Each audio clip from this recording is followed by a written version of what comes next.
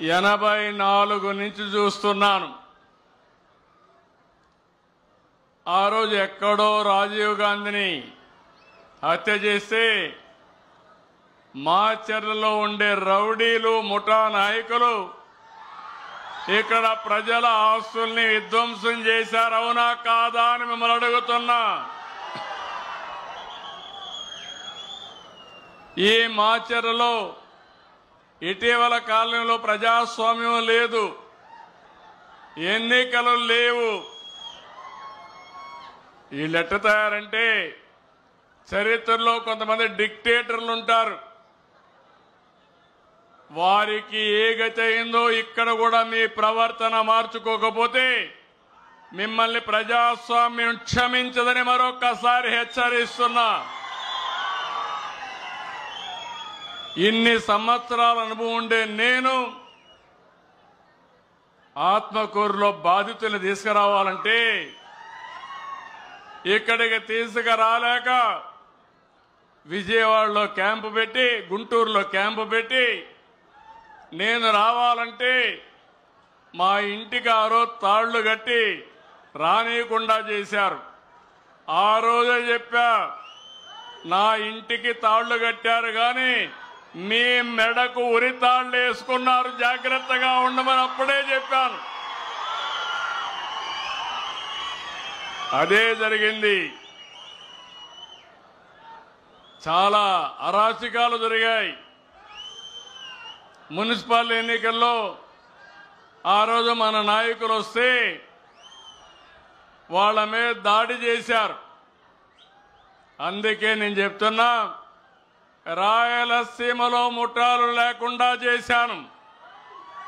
ఈ రోజు చెప్తున్నా, పల్నాడులో ఖబర్దార్ జాగ్రత్తగా ఉండండి. రౌడీజం చేసి నేరాలు ఘోరాలు చేసి, నేను 14లో ముఖ్యమంత్రి కాదు, 95లో ముఖ్యమంత్రిని. ఆ విషయమే చాలా సందర్భాల్లో చెప్పాను. మంచి కార్యక్రమాలకు రండి, ప్రజల అభిమానాన్ని పొందండి, నేరాలొద్దు, ఘోరాలు చేయొద్దండి, ప్రజలపైన దాడులు చేయొద్దండి.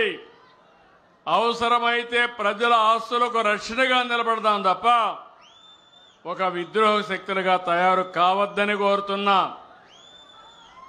అందుకే ఈరోజు వచ్చింది, ఒక మంచి కార్యక్రమానికి వచ్చాను.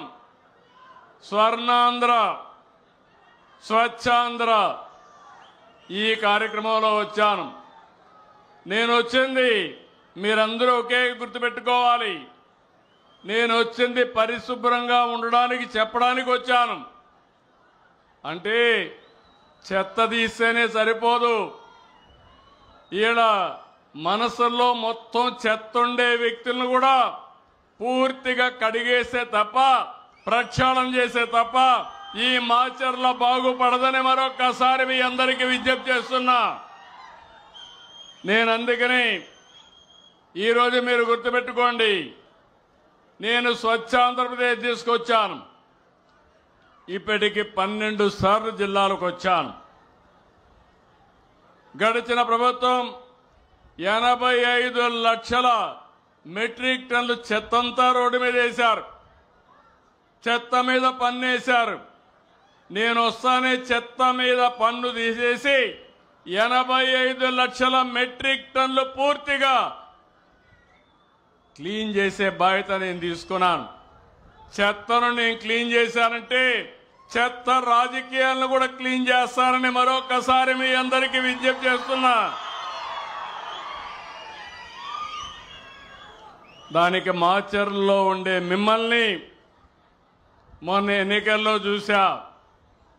ప్రజాగ్రహం అంటే ఎట్టుంటుందో, మొన్న ఎన్నికల్లో మాచర్లలో 33,000 మెజారిటీతో గెలిపించారంటే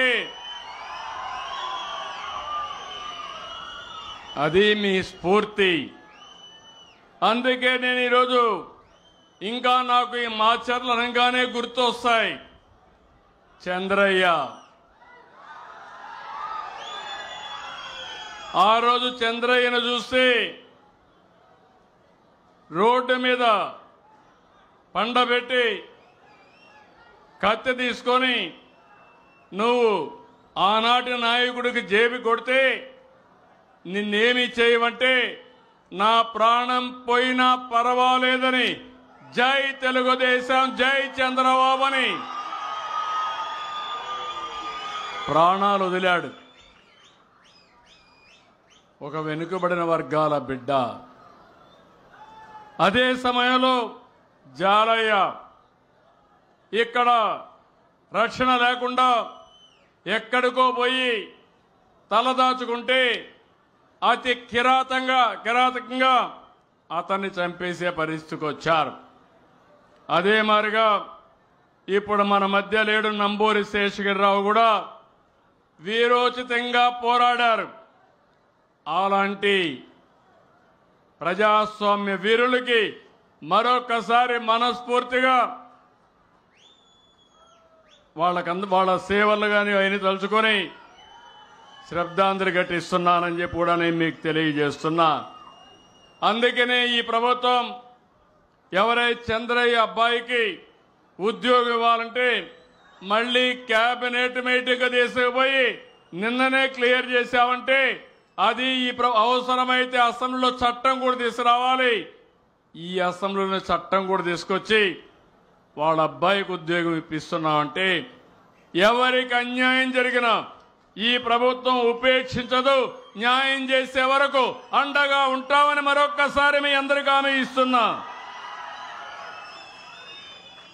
5 సంవత్సరాల్లో చాలా మంది నాలాంటి నాయకుడే మహచర్లకు రావాలంటే రాలేకపోయానంటే ఇంకా చిన్న చితక పరిస్థితి ఏంటని అడుగుతున్నా.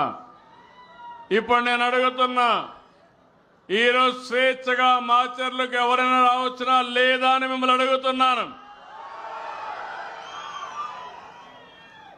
అది అప్పటి పరిపాలన ఇప్పటి పరిపాలనకు వ్యత్యాసం అని చెప్పి కూడా మీకు తెలియజేస్తున్నా.